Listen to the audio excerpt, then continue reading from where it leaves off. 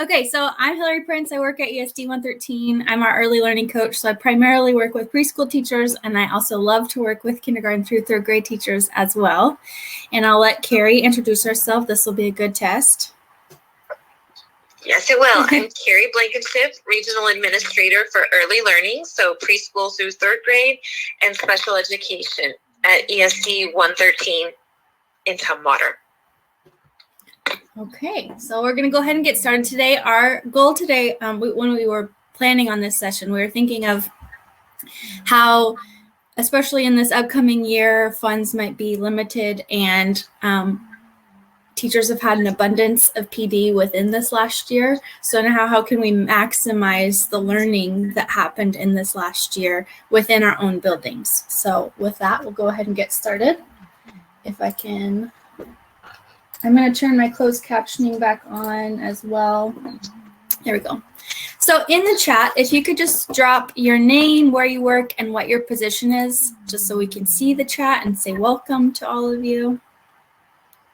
I see some people already started saying good morning.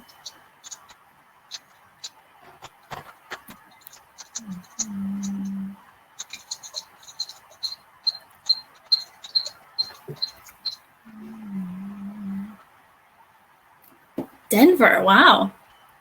Very cool.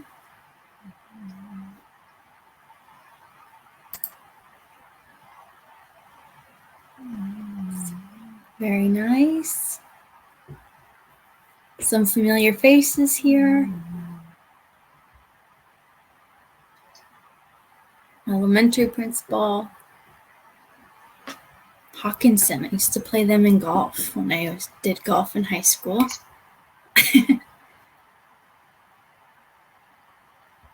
All right.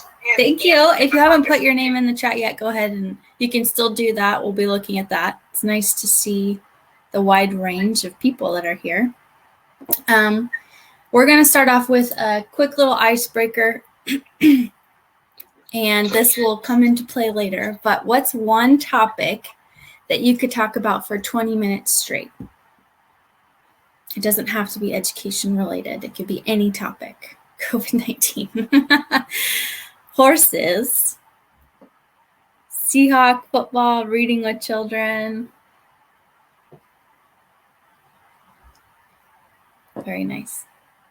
Okay, so I want you to think about that as we move through this, and we'll tie it all back together. Ooh, Hawaiian culture. That one's intriguing to me too. I don't think I could talk about it for 20 minutes, but I'd love to listen to it for 20 minutes.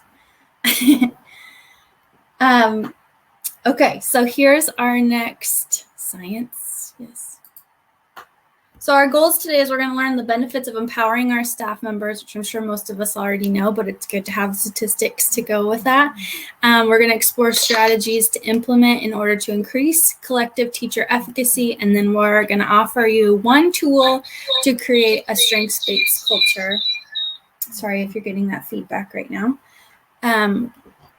And then we'll be off. So at 10:55, we'll get kicked off. So we're going to move kind of quickly through some of this. At the end, we'll give you a document that has this PowerPoint as well as all of the links we provided and some additional more nuggets for you.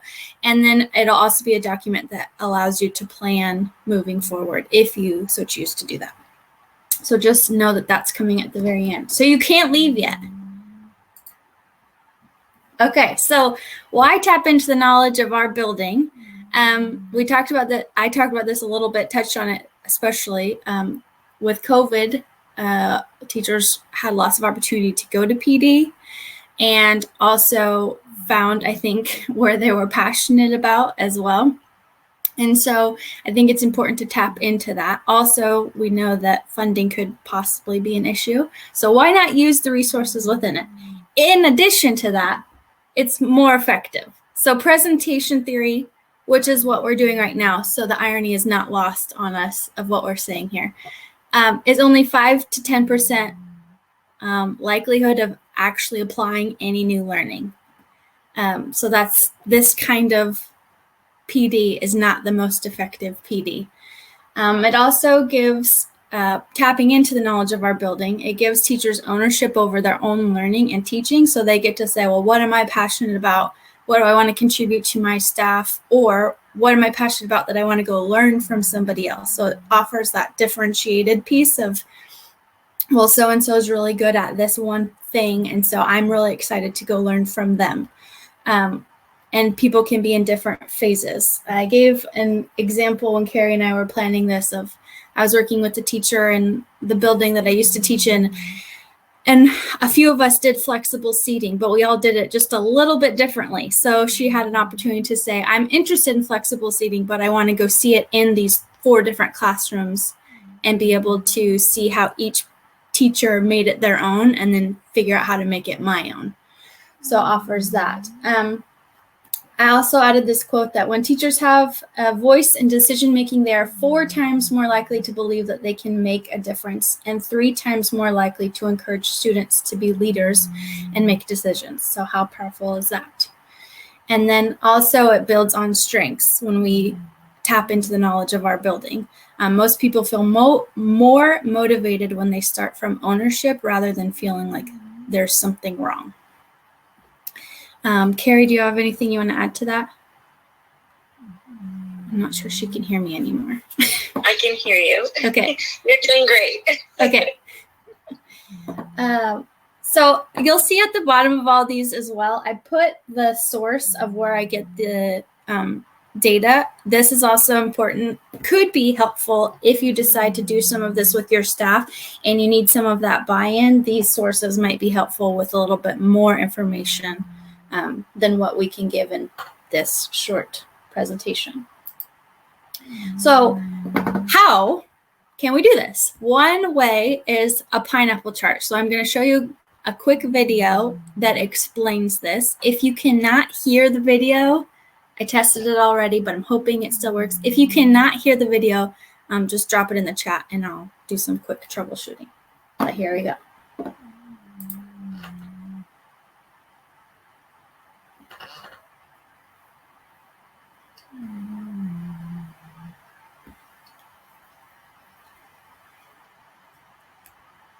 It's not sharing the sound, Phil. Okay. Let me try that again. All right. Lovely. Could anyone hear that? I guess it doesn't really, it's just music, so you can just read along with it, right? No sound. They're saying no sound, yeah. Okay, let me try this again. I literally just had it.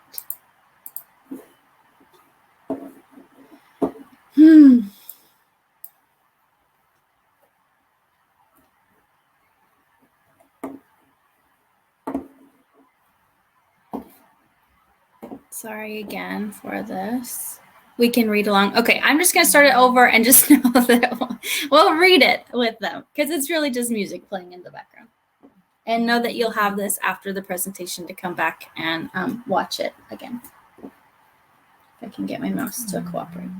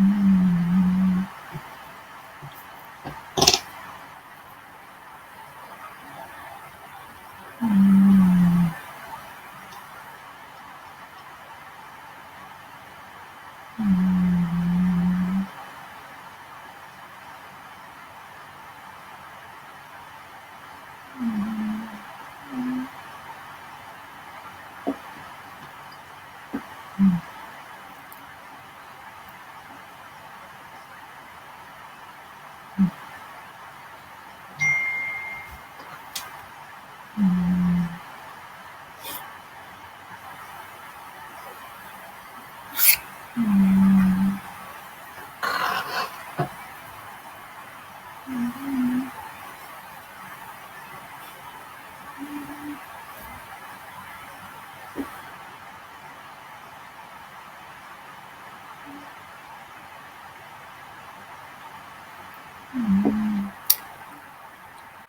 right, so there's two reasons why I put that video. One, to explain it to all of us, and also it would, if this again is something that you are excited about to try with your staff, that video could be helpful to explain it. And we'll go into more detail with that as well. So this, it kind of touched on this a little bit, but a pineapple chart, it's, as you could see in the video, it's voluntary, it's informal, it is everyday lessons, so it's not your, like, I planned this amazing lesson. It could be that, but it doesn't have to be. It could be like a normal lesson that you would do every day.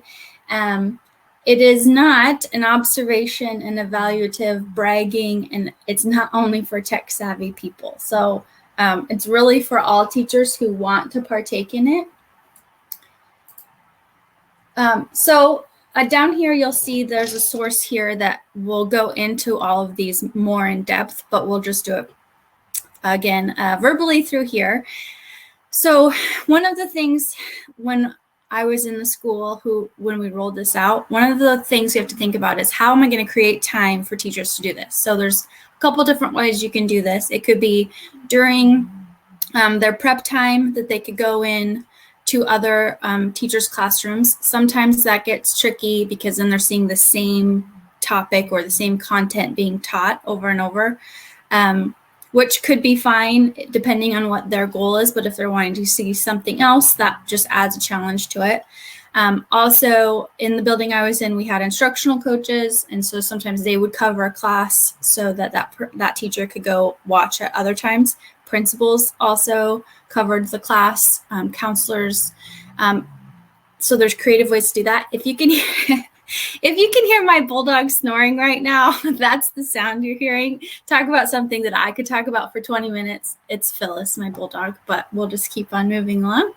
Another creative thing that we saw in the district that I worked in was one principal at a different school. They had a pineapple chart up, and she got a roving sub for her staff, and it was assigned to one grade level per like a half day. And so that grade level knew that on that day they could go into different classrooms. We were a smaller district, so they could go to other schools if they wanted to. And they just had to sign up for a time, and that sub came into their classroom. And that sometimes took the barrier of like, well, I don't have time to go see another teacher, or my prep time's too busy. Or even some teachers who might feel less likely to ask for somebody to cover their class. Maybe that's a barrier for them. If the substitute's just an option for them, it was easier and just took that barrier away. It's really important, again, to keep it voluntary, and that it really should come from within that each individual teacher to decide if that's something they're willing to do. And voluntary in two ways. Voluntary in the fact that they can choose to actually go observe other teachers, and voluntary that they can be observed. And we'll talk, in this document, it shows examples of pineapple charts that you could do. We'll talk about that a little bit more as well, of how to just encourage and how to get people to see where they could go and when and what they'd be looking at. Another thing is to skip the documentation. So really just taking out the piece of where you need to debrief afterwards, unless the teacher observing has some specific questions. It just takes that pressure out of it. It needs, like in the video, needs to be very informal to take that pressure, and it's intimidating to have people come and watch you teach. So the more informal it can feel, I think the more likely teachers will be in partaking in something like this. And then start with the bold and the brave. So in our school, when we rolled it out, we bought little pineapples off Amazon and stuck them on our windows. And we did it a little differently just because of our staff culture and the way that our building was built. There wasn't necessarily a central location. Typically, you would put up a pineapple chart in a staff room or the lunchroom or the copy room, some location where all teachers go, so they could walk in and say, "Oh, I see Carrie is going to teach a project-based learning lesson at 11 o'clock on Tuesday. I'm going to pop in and see that there." There's that option. Now through COVID, a lot of places went to an online using a Google document, and then teachers can update it that way as well. In the building I was in, we didn't have a really centralized area where all of us teachers went. And so if we had a pineapple on our window and we just put a schedule of our day up and only put the times that we felt comfortable having someone in our classroom. So maybe there was a time in your day where like, I'm just not feeling super confident yet in this one area, and I'd prefer for someone to not come in at that time. Then you left that time off of your schedule, and people knew that that's just not a time they should walk into your room unless they had a private conversation with you. I will admit that there was only a few people at first that did it. So that would be the start with the bold and the brave. And it's just once people got used to going into other people's rooms, then more people were likely to partake in allowing other people in, because they saw it's really not that intimidating. We're really just coming in. It's no judgment. It's really important to not have any judgment, because that totally ruins the safety of this experience as well. And then when it says set the bar low, it really just means that it doesn't have to be this like extravagant, beautifully designed lesson that you spent 10 days doing and now somebody's going to come in and watch you. It's really just everyday lessons that we are working on, and somebody can just walk in at any moment. So it kind of lowers that stress, like I said. And then again, we have to sell it. So we have to encourage our staff to want to be observed. They need to see the benefit of that. And we also have to encourage our staff to figure out what they're passionate about, to determine what they would want to put their pineapple chart for.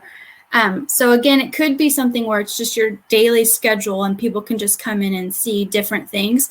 Or it really could be like, I'm really passionate about flexible seating. And so if you want to come in and see how I set it up in my classroom, how my students choose their seats, whatever the expectations around it. Or it could be, I'm really passionate about project-based learning and I'm going to do one lesson on that. Maybe I'm really passionate about play-based learning and I do that at this one time. So it really can be pick and choose what each teacher feels comfortable sharing. I just talked a lot, so I'm going to ask Carrie if she has anything more to add. Yeah, I think it's really important to remember that it needs to be initiated by the teachers. So what they're sharing, but also what they're going to observe. It's really distracting to talk on the phone to do this. Thank you all for bearing with us this morning. When the teachers hear, oh, so-and-so is doing something really well, they inadvertently become positioned as the expert in that thing. And then everyone goes there. And then they think everything in that room might be something worth replicating.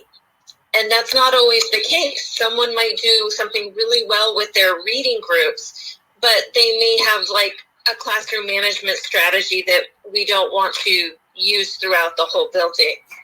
So by removing the leadership influence in that decision of who is worth going to observe, it really just makes it more focused on the one thing in that room and gives everyone a chance to shine. Yes, thank you for adding that. So what are the other benefits? So just a little background information on in the staff, that when we started it in the school that I worked in, we had been K3 for years and years and years and years. And the year we started this, we went K6. So we merged two staffs together, and it was challenging in many ways.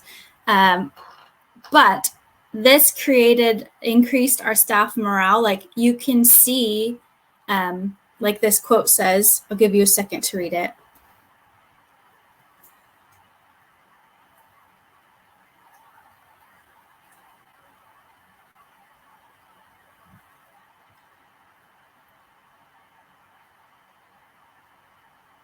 So you can see it by that quote that when we believe our fellow teachers have skills, then we all believe we can make a difference in the school. But until we actually see what each other is doing, we don't necessarily know that.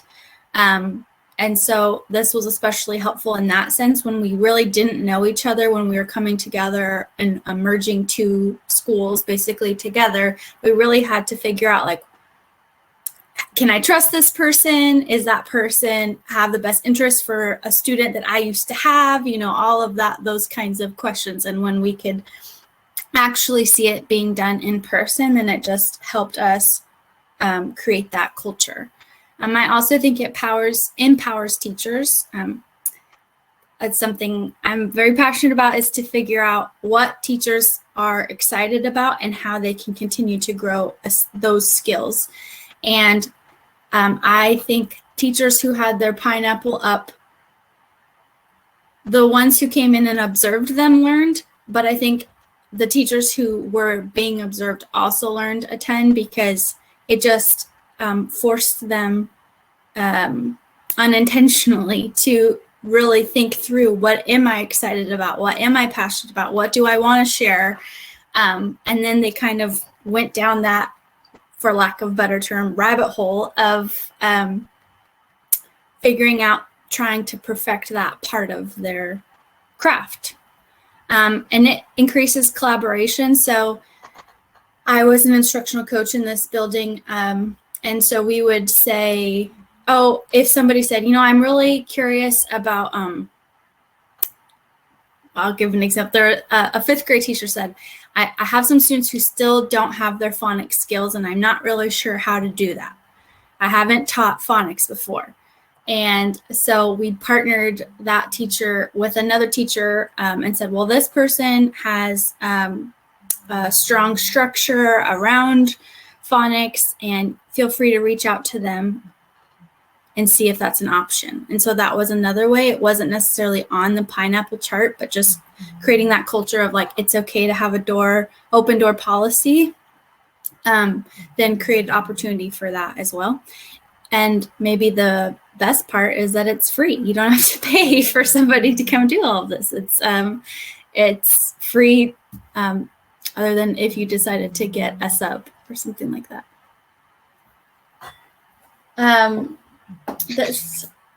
So I asked you before, what's one topic you could talk about for 20 minutes? So now I'm going to ask you to think about this again. What's one educational topic that you could talk about for 20 minutes?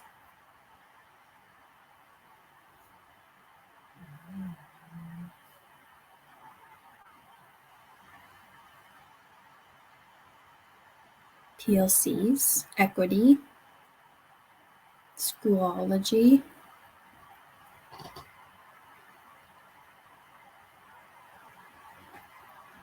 Some of you might have already said it before. I saw some people talk about read aloud, strategic interventions, reading discussions, foundational literacy, pineapple chart. Oh, perfect. Comprehension strategies. Okay, so you get I hope you're getting what I'm getting at. So right here, just by asking this one question, I can quickly see where your passion lies, what you're passionate about, what you could talk to other educators about. And so then how do we transfer that in a school setting? How do we get teachers to determine their passion and what they feel strong in. This is a very humble profession, and sometimes it's hard to say, oh, I'm good at. So maybe it's not, what am I good at? Maybe that's not the question we ask. Maybe it is, what's something you could talk about for 20 minutes? And that's how we kind of encourage teachers to find what they are really passionate about. And then I would bet that transfers into their classroom as well. Terry, do you have anything to add to that? Yes, and it's that relevancy. So when we talk about training and the free aspect of it, other than if you hire a sub, when we send a team of teachers or a couple of teachers away to a conference or a training, they usually glean maybe 3 things at best that they can come back and try to implement within their classroom. And it depends on where they're at individually. It's always what's relevant to them. And so allowing them to glean from their coworkers within the building in a timely manner when it's relevant to them, it's going to be much more powerful. And they have access to the person who's sharing the information with them so that they can have that follow-up coaching and that option to go back and ask questions and receive feedback to improve on their implementation. Those are things you don't get when you send your staff away to a conference or a training. Yes. Thank you. All right. So most of you I saw were principals, and I know this is the Leadership Summit. So what is your role for successful implementation of this? And like we had talked about, one way is to identify the strengths of teachers is to identify the activities that you do regularly that make you the most energized and engaged. So that would be another way to ask your staff, what's one part of your day that you feel really energized in? And I'm sure all of them would have one moment or one content area or one time of their day that they feel they get their bucket filled. Carrie, do you want to take this slide since you had talked a lot about this one? Yeah. Anytime we're implementing a new thing, whatever it may be, with our staff, it's really important to take time as the leader and craft your vision. What is the purpose for initiating or introducing this new thing into your staff? And how does it fit within what you're already doing so that it's not one more thing? It's in your presentation. So really taking that time and building out your vision so that you can share it with your staff and that it's concise and sustainable. Similarly, part of that vision will be needing to address the culture. There's a lot of culture aspects that need to be considered when you're opening up and asking people to be vulnerable to be observed. Most observations are evaluative and tied to, big stakes like contract renewals and things like that. So having them get used to this idea that they can be observed with no strings attached and that they do have strengths that are worth having other people see. So you've got to do some culture building with your staff to make sure that there is trust between coworkers. And they need to build trust with this. I was looking at a note in the comment. That there's trust in the process. As soon as they start to see the pineapple chart as something evaluative, they will shy away from it. So it's really important to not put any evaluative appearance on participation in the pineapple chart. There's also the student aspect. We have to get students used to having, for lack of a better word, random adults come into the classroom and be present. Whether they're engaging with kids or they're sitting in the back of the room grading papers, we don't want that to become a huge distraction to the kids. And it's just that front loading, that this is what happens and this is why we do it. So as the leader, you can prepare your staff with some messaging to front load that so that kids are hearing the same message no matter which room they're in, and then it becomes part of the culture. And they have to trust you, of course, to not pressure them to participate in this, that you're not going to hold them accountable for participating. It really needs to be voluntary and optional. If you were asked, if a staff member said, I'm interested in growing in this area this year, who in the building can I see that from? You could make a recommendation, or you could point them to maybe talk to our instructional coach or our reading specialist so that the recommendation's not coming from you. And I already hit on the non-evaluative piece. But it takes partnership. Your role is really to partner with your teachers and remove any barriers. So if that barrier is having time or having coverage to get into those rooms for the observation, you're their partner to make that happen. If they can't observe what they want to see in your building, look for around the district. Is there somewhere that you can go and see that? So that might be a conversation to have in cabinet when you're all together, or your principal POC. Let's see. And then opportunity. So when you're meeting with your staff and you have the pineapple chart there, your only job is really to present it as, hey, and we have the pineapple chart here if you want to sign up for anything, and just leave it at that, and not how many teachers have participated or how many classrooms have been done.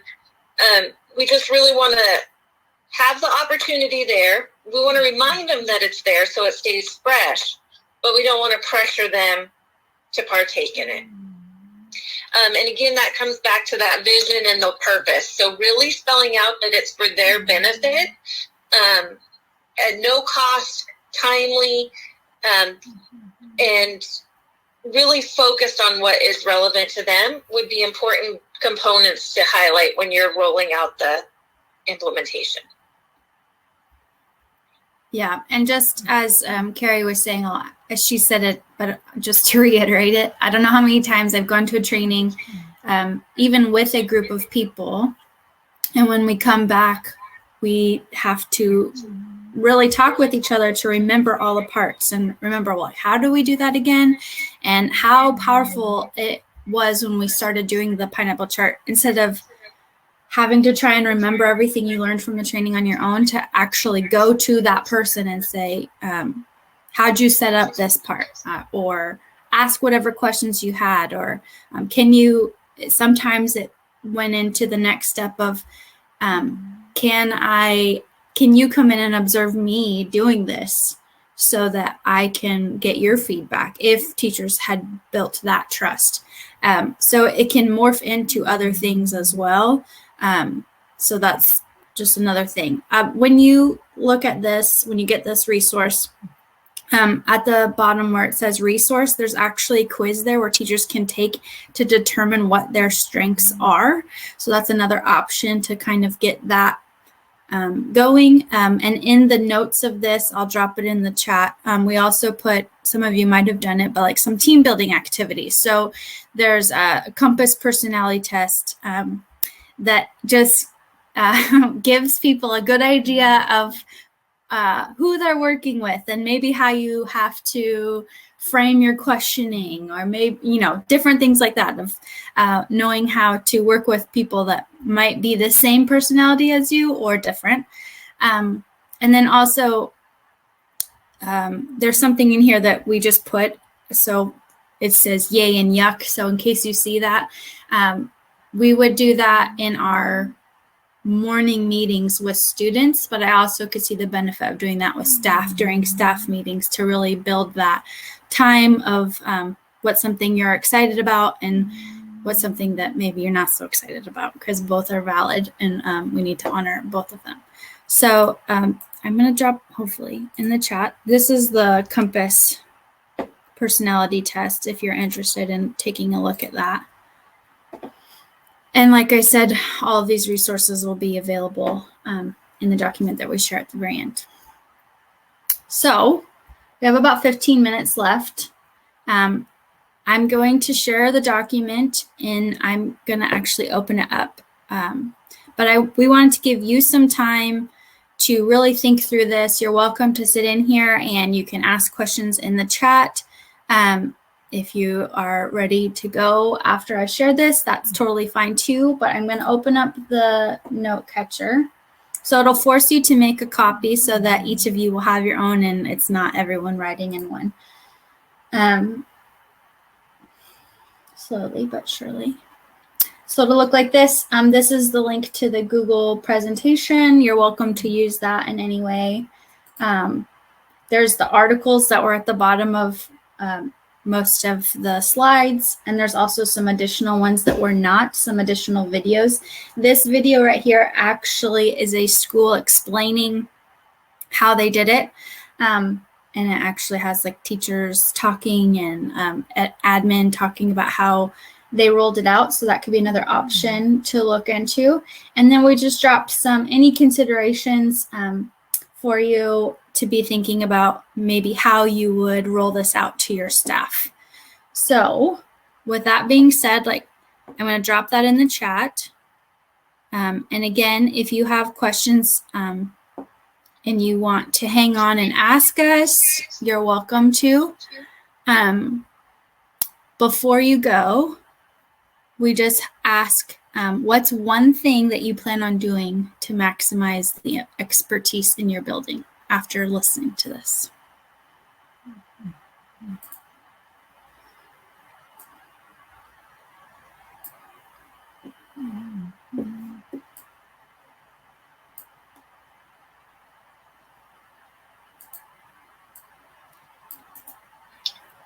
And Hillary, I have the exit ticket that I'll drop in the chat. Okay.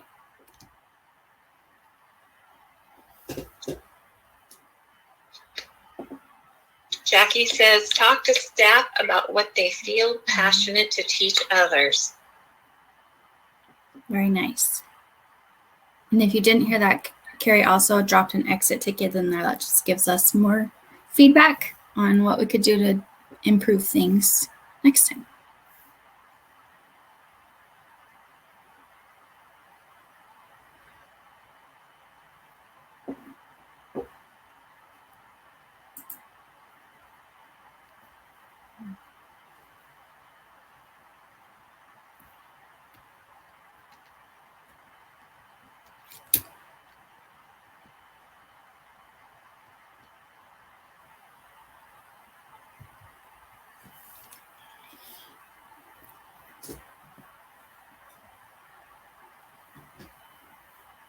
We've already been doing a practice of learning rocks in our building. However, there's no this workshop. Great. Oh, that reminds me too. Something else, another resource that we dropped in that note catcher is a difference between a hashtag observe me and a pineapple chart. And so if you've heard of hashtag observe me, that might be something to look into. They have similarities if you've already gotten your staff familiar with and comfortable with being in each other's room, then hashtag observe me might be a great option as well. It definitely has some different dynamics to it, and absolutely is a must that you have a culture that feels safe before you do hashtag observe me.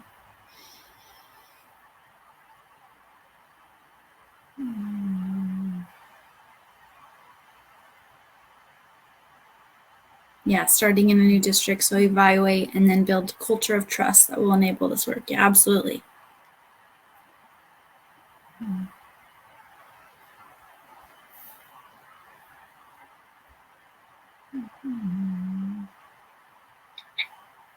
Thomasina referenced the learning walks in there, and I'm not sure about how it is in your building. My experience with learning walks is it was a group of people that would come in and observe. And again, another level of pressure. I'll never forget when I had my first learning walk come into my classroom. I knew they were coming. My kids were like terrified to participate once that group of adults came into the back. So we really had to reset and frame it as they were there to watch me, and I really needed them to do their part so I could look good. And they laughed, and then they did it. But yeah, that was my difference with learning walks. Yes, and learning walks had that feel, sometimes a feeling evaluative, especially if it was in our district that we worked in, it was always all of the principals that walked in, and that's definitely intimidating. So just really framing that if you have learning walks, and you start a pineapple chart, really framing the purpose behind the pineapple chart so that it has a feeling, like you said, of being safe and voluntary. They all carried clipboards too. Yeah. The clipboards were intimidating.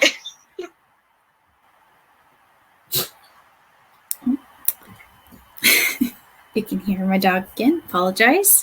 We've gotten some interesting feedback on the exit ticket that I want to share. Okay. While the pineapple is a symbol for hospitality, you might want to do some social referencing of that and possibly choose another image. Maybe we'll use a honeycomb because we all work together. But there's a comment in our exit ticket where there's another, a pineapple stands for something else. Okay. And it's on TikTok apparently. Oh, okay. Yes.